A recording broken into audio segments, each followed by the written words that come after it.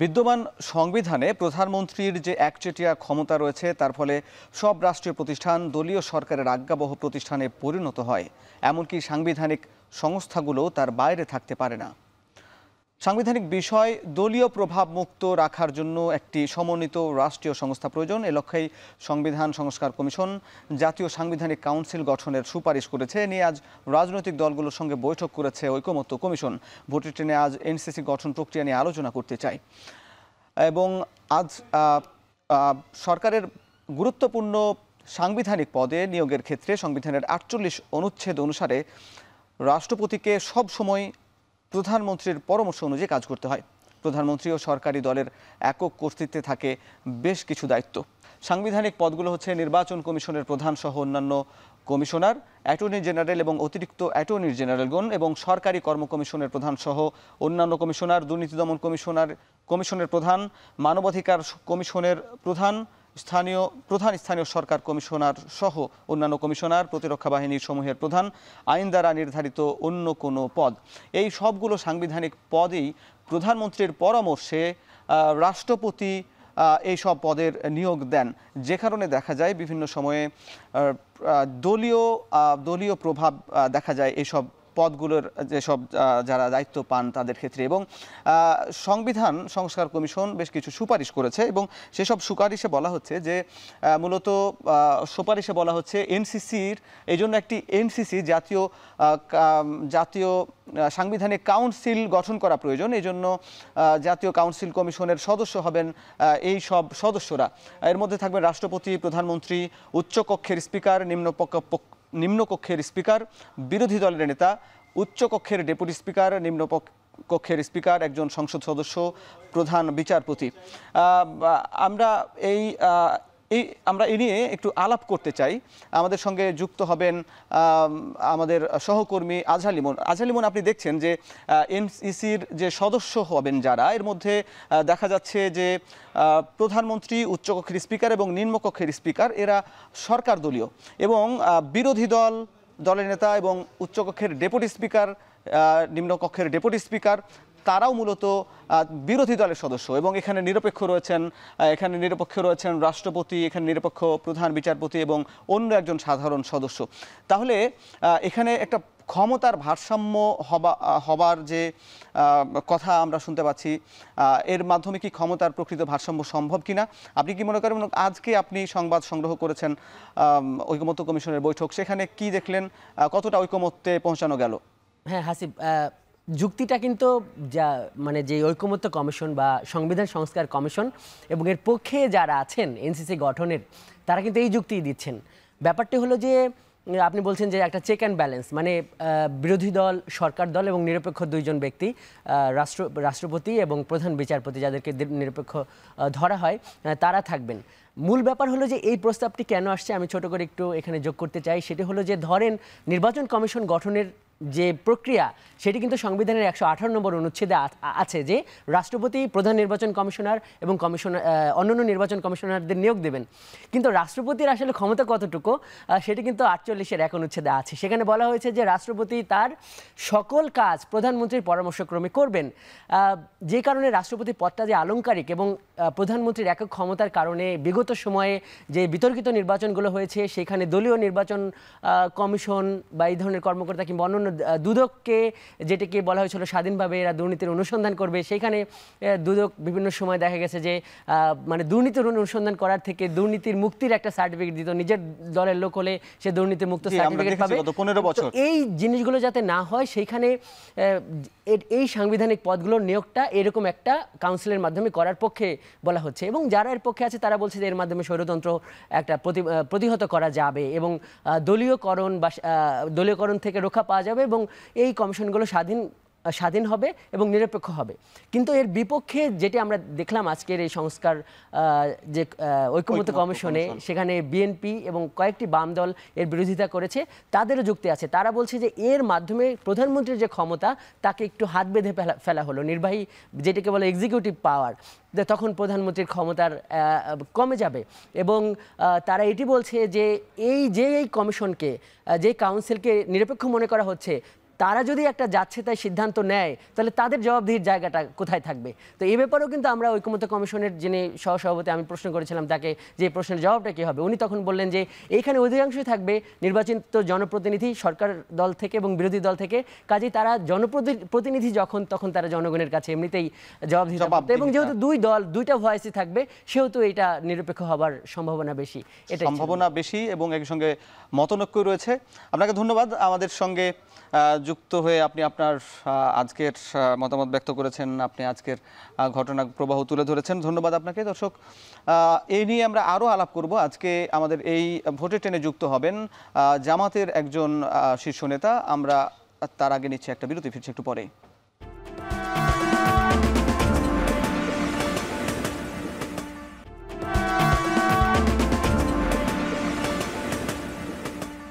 বিরতির পর স্বাগত। দর্শক, ভোটের ট্রেনে আজকে আলোচনায় যুক্ত হয়েছেন জামাতে ইসলামী ঢাকা মহানগর উত্তরের secretary doctor Mohammad Rezaul Karim. Doctor Rezaul Karim, আপনাকে স্বাগত জানাচ্ছি এবং আপনার কাছে, আপনি এতক্ষণ আমাদের আলোচনা শুনেছেন এবং আপনার কাছে আমি জানতে চাই এই আজকে এনসিসি গঠন নিয়ে একটু মতনৈক্য দেখা দিয়েছে, বেশ কিছু রাজনৈতিক দল একমত, আবার এক্ষেত্রে বিএনপি বলছে যে সব ক্ষমতা প্রধানমন্ত্রীর হাতেই থাকা উচিত, এক্ষেত্রে ক্ষমতার ভারসাম্য প্রতিষ্ঠিত হবে এবং নির্বাহী ক্ষমতার বেশ কিছু বিষয় প্রধানমন্ত্রীর হাতে থাকা উচিত। এক্ষেত্রে আপনাদের অবস্থান কি? আপনারা কি মনে করেন? আপনার মতামত একটু জানাবেন।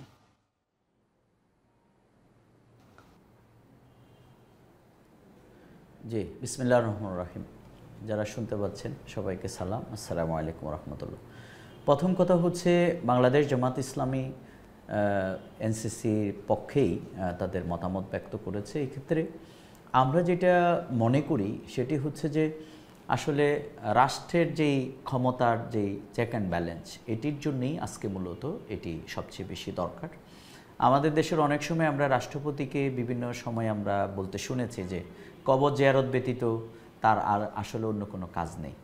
তো সেজন্যেই আবার এককভাবে আমরা দেখেছি যে বিগত 15 বছরের আপনি যদি ফ্যাসিবাদী কায়দায় রাষ্ট্র পরিচালনার কথা বলেন, যিনি আজকে ফ্যাসিস্ট এবং এই খুনের নেতৃত্ব দিয়েছেন, তিনি হচ্ছেন কিন্তু সেই প্রধানমন্ত্রী নামে খ্যাত শেখ হাসিনা।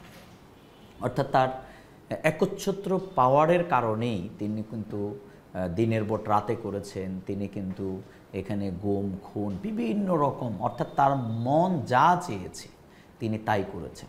সুতরাং রাষ্ট্রকে যদি ফ্যাসিবাদী কায়দা থেকে যদি মুক্ত করতে হয় এবং ওয়ান ম্যান শোয়িং এবং মাইট ইজ রাইট, এই জায়গা থেকে যদি মুক্ত করতে হয় এবং স্বৈরতান্ত্রিকতার একচ্ছত্র জায়গা থেকে যদি রাষ্ট্রকে মুক্ত করতে হয়, তাহলে আপনাকে এই জায়গায় যেতে হবে। এই ক্ষেত্রে বাংলাদেশ জামাত ইসলামী আমাদের নায়েবে আমির ডক্টর সৈয়দ আবদুল্লাহ মোহাম্মদ তাহের, সাবেক এমপি, তিনি আজকের এই ব্যাপারে বক্তব্য দিয়েছেন যে মূলত ক্ষমতার ভারসাম্য এর মাধ্যমে সম্ভব। সেক্ষেত্রে আমাদের বক্তব্য, আরও অন্যান্য রাজনৈতিক দলগুলো তাদের বক্তব্য দিয়েছেন। বাংলাদেশ জামাত ইসলামী মনে করে যে এই ক্ষেত্রে রাষ্ট্রপতি এবং প্রধান বিচারপতি এই ক্ষেত্রে তাদেরকে এটির সাথে যুক্ত না রাখার পক্ষেই মত দিয়েছেন। আমার প্রশ্ন হচ্ছে, কেন রাষ্ট্রপতি এবং প্রধান বিচারপতি এখানে থাকবে না? কারণ এখানে নিরপেক্ষ দুইজন ব্যক্তি হিসাবে যদি রাষ্ট্রপতি এবং প্রধান বিচারপতিকে রাখা হয়, তাহলে হয়তো এখানে আমরা দেখেছি যে 3 জন সরকার দলীয়, 3 জন বিরোধী দলীয় এবং একজন সংসদ সদস্য, অন্য সাধারণ সংসদ সদস্য স্বতন্ত্র কিংবা অন্য কোনো রাজনৈতিক দল থেকে। সেক্ষেত্রে এর বাইরে আমরা দেখেছি যে সংস্কার কমিশনের মতামত হচ্ছে রাষ্ট্রপতি এবং প্রধান বিচারপতি দুই পদেই নিরপেক্ষ পদ। সে জায়গায় জামাত ইসলামী কেন তাদেরকে না রাখার পক্ষে বলছে? না, দেখুন আপনি রাষ্ট্রের যেই ভারসাম্যটা, ক্ষমতার ভারসাম্যটা আপনি নিয়ে আসতে চান, সেই জায়গায় জামাত ইসলামী মনে করে যে আপনি অন্যান্য জায়গার বিষয়গুলোকে এখানে অ্যাকোমোডেট করার যে সুযোগটি এখানে আছে, কিন্তু আপনি যদি সর্বোচ্চ পদের এই দুটি জায়গাকেও এর সাথে যুক্ত করে ফেলেন, তাহলে সব কিছু কিন্তু একটি অ্যামালগেট হয়ে যাওয়ার সম্ভাবনা কিন্তু থেকে যায়। সুতরাং সেই জায়গা থেকে বাংলাদেশ জামাত ইসলামী মনে করে যে রাষ্ট্রপতি এবং প্রধান বিচারপতি এর সাথে যুক্ত না থাকলেই ভালো। কিন্তু এর সাথে আমি আরেকটু যুক্ত করতে চাই, আমাদের ডাক্তার সৈয়দ আব্দুল্লাহ মাহমুদ তাহের তিনি যেটি বলেছেন, যেহেতু তিনি এই কমিশনে আমাদের সংগঠনের নেতৃত্ব দিচ্ছেন, তিনি বলছেন যে এটি ক্ষমতার ভারসাম্যের জন্য যেমনি প্রয়োজন, তেমনি আমরা আলাপ আলোচনা করে এনসিসি গঠন করা প্রয়োজন। এই ব্যাপারে জামাত ইসলামী, অন্যান্য ইসলামিক দল, রাজনৈতিক দলগুলো তাদের মত দিয়েছে। কিন্তু সমস্যাটা এখানে আমার মনে হয় রাষ্ট্রপতি এবং প্রধান বিচারপতিকে যুক্ত করা না করা থেকে বড় সংকটটি তৈরি হয়েছে বাংলাদেশের একটি রাজনৈতিক দল প্রধান, তারা মনে করছেন যে এটার বিপক্ষে অবস্থান নেওয়ার কারণে। সেই জায়গাটি আমাদের কথা, দেশে একটা কথা আছে যে যে যায় হচ্ছে লঙ্কা সে হয় রাবণ। সুতরাং হয়তো কেউ মনে করছে যে প্রধানমন্ত্রী অথবা নির্বাহী বিভাগ অর্থাৎ এইভাবে ক্ষমতাকে তাদের হাতকে বেঁধে ফেলা হচ্ছে কিনা, এই জায়গাগুলোই মূলত মৌলিক সংকট। সুতরাং এখানে কে থাকবে না থাকবে এটি আমাদের ডাক্তার সৈয়দ আব্দুল্লাহ মাহমুদ তাহের বলেছেন, সেটির আলোচনা আরও হতে পারে। এবং আমরা অনেক ইস্যুতে দেখেছি প্রথম দিকে আমাদের মত দ্বিমত ছিল, আমরা পরবর্তীতে আরও কাছাকাছি আসার সুযোগটি তৈরি হয়েছে। জি, অনেক রাজনৈতিক দলই কাছাকাছি আসার চেষ্টা করছে। আপনি আমাদের সঙ্গে যুক্ত থাকুন, আপনার সঙ্গে আরও আলাপ করব। দর্শক, ভোটে টেনে নিচ্ছে একটা বিরতি, হচ্ছে একটু পরে।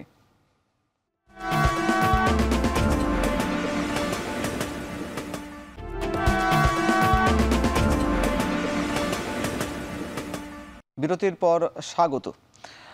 ডক্টর মোহাম্মদ রিজাউল করিম, আপনার কাছেও জানতে চাই যে আজকে ঐকমত্য কমিশনের দ্বিতীয় দফার বৈঠকের দ্বিতীয় দিন, এবং আজকে দেখলাম আমরা সিপিবি, গণফোরাম তারা বৈঠকের মাঝখানে বৈঠক বয়কট করলো এবং সেখানে অভিযোগ তোলা হলো যে জামাতের নেতাদেরকে বেশি গুরুত্ব দেওয়া হচ্ছে, তাদের বক্তব্য বেশি শোনা হচ্ছে। এবং আমরা এরপরে তারা আবার যুক্ত হয়েছে বৈঠকে, আমরা দেখেছি। কিন্তু এর আগের দিন, বৈঠকের প্রথম দিন গতকালকে আমরা দেখেছি যে জামাত বৈঠকেই অংশ নেয়নি। তারা অভিযোগ তুলেছে বিএনপির সঙ্গে সরকার প্রধানের যে বৈঠক সেটিকে নিয়ে তারা, জামাত ইসলামীর এটিকে অভিযোগ করে তারা বৈঠকে অংশ নেয়নি। এই যে রাজনৈতিক এই অবস্থান রাজনৈতিক দলগুলোর, যার কারণে নির্বাচন, দুঃখিত, সংস্কার প্রক্রিয়া বা ঐকমত্য কমিশন কি প্রশ্নবিদ্ধ হচ্ছে না?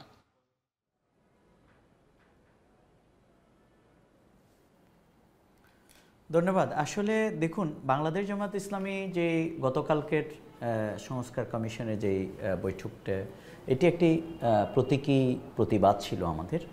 কেন আমরা সেটা করেছি, এটা আমাদের প্রেস রিলিজের মাধ্যমে আমাদের সর্বোচ্চ নীতি নির্ধারণী ফোরাম, নির্বাহী পরিষদের বক্তব্য সেখানে আমরা তুলে ধরেছি।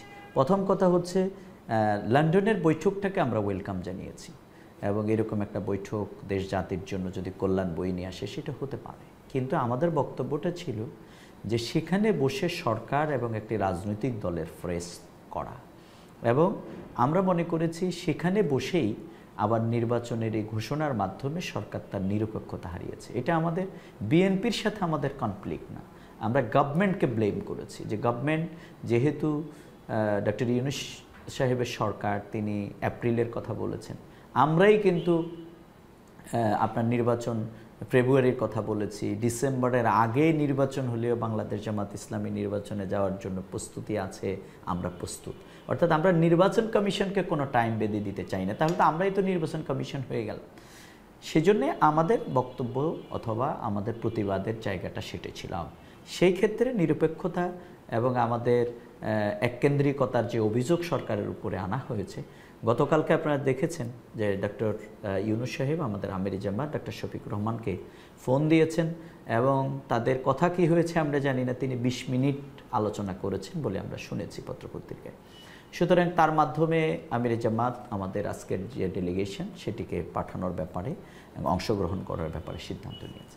হঠাৎ করে আজকে আমি অবশ্য সোশ্যাল মিডিয়ায় পত্রিকায় দেখলাম যে এনসিপি এবং গণফোরাম তারা জামাতকে সময় বেশি দেয়া হচ্ছে বলে, সিপিবি এবং গণফোরাম নাকি বললো শব্দটা, এটা আমি মনে করি হয়তোবা হয়তোবা তাদের সংখ্যানুপাত অথবা জনসমর্থনের তুলনায় জামাতের অবস্থান এটির সাথে ওইভাবে যায় কি না এটা আমি জানি না।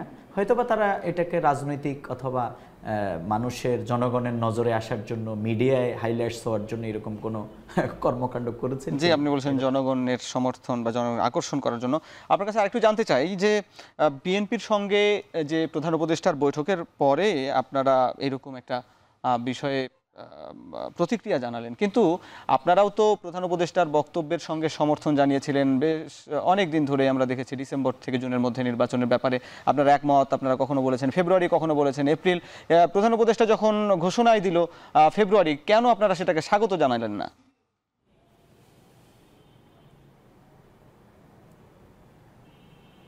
না, আমরা স্বাগত তো আমরা আগেই এই নির্বাচনের ডেট আমাদের আমিরে জামাত বলে রেখেছেন, বরং হেরে গেছে বিএনপি। বিএনপি বলেছে যে তারা লাইন হারিয়ে ফেলেছে, পলিটিক্যাল ইম্যাচিউরিটির পরিচয় দিয়েছে। বিএনপি বলেছে ডিসেম্বর ছাড়া তারা নির্বাচন করবে না, ইউনূস সরকারের বিরুদ্ধে আন্দোলন হেন তেন কথা নেই, তারা রাস্তাঘাট ব্লক করবে এটা সেটা। বরং আমি মনে করি এই ম্যাচিউরড লিডারশিপের পরিচয় দিয়েছেন 3 বারের সাবেক প্রধানমন্ত্রী বেগম খালেদা জিয়া। তিনি বিএনপিকে লাইনে নিয়ে এসছেন যে না, এগুলো তোমরা করো না, বরং সেখানে একটা মিটিং করার মাধ্যমে তারা তাদের যে আন্দোলন অথবা এটা সেটা করবে সেই ঘোষণা দিয়েছে, সেইটা থেকে তারা একটা জায়গায় এসে দাঁড়ানোর ব্যবস্থা করেছে। আমাদের ব্লেমটা কিন্তু বিএনপির বিরুদ্ধেও না, কনফ্লিক্টও তাদের সাথে না। জি, অনেক ধন্যবাদ। প্রধান উপদেষ্টা যদি বিএনপিকে লাইনেও নিয়ে আসেন বা সেই চেষ্টা করেন, সেই চেষ্টাটা অবশ্যই ইতিবাচক। দর্শক, আমাদের সঙ্গে এতক্ষণ যুক্ত ছিলেন জামাত ইসলামী ঢাকা মহানগর উত্তরের সেক্রেটারি ডক্টর মোহাম্মদ রিজাউল করিম। আমরা এখন নিচ্ছি 101 এর মতন শেষ করছি ভোটের ট্রেন।